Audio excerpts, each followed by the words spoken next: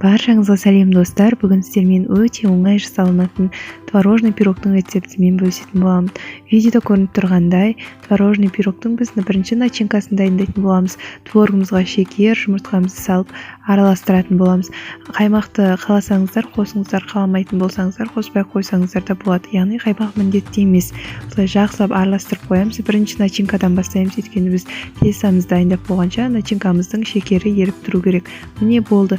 Начинкамыз бітті. Енді тестамызға кірісеміз. Осылай ұнымызды үлкендеу табаққа құйып алып,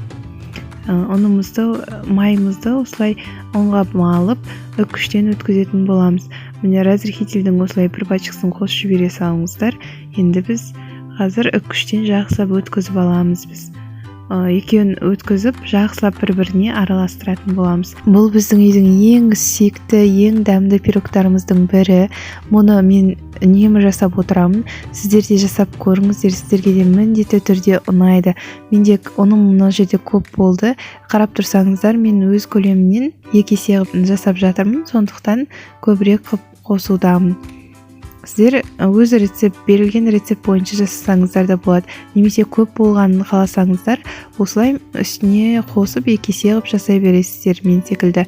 Мен көп етіп жасаймын. Біздің үйдегілердің барлығына ұнағандықтан мен осылай көп етіп жасаймын. Міне бір-біріне жақсылап араластырамыз. Жұмыртқа қосуды ұмытып кетпеңіздер. Бұғанда 2 жұмыртқа қосып жібересіздер.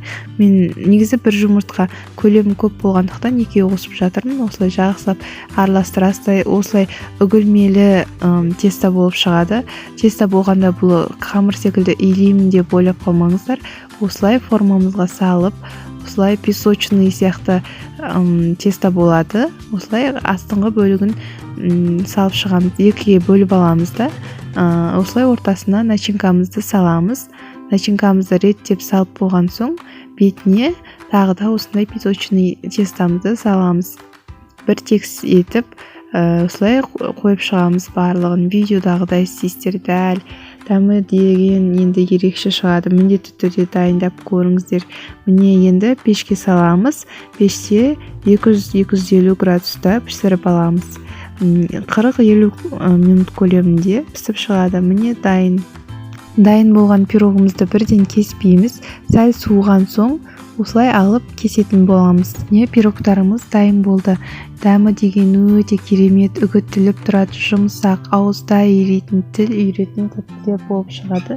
Достар, менің каналыма тіркеліп лайк басуды ұмытпаңыздар, және де қоңыраушаны басып қойыңыздар, сонда сіздерге менің видеоларым бірінші шығып тұратын болады. Көрдіңіздер ме, ортасы деген өте сочный, нежный болады. Міндетті түрде дайындаңыздар. Және де менен қандай рецепт күтесіздер, видеоға астына комментарийға жазып кетіңіздер. Мен міндетті түрде қарап шығатын боламын. Ал ас болсын, сіздермен болған Айтгүл.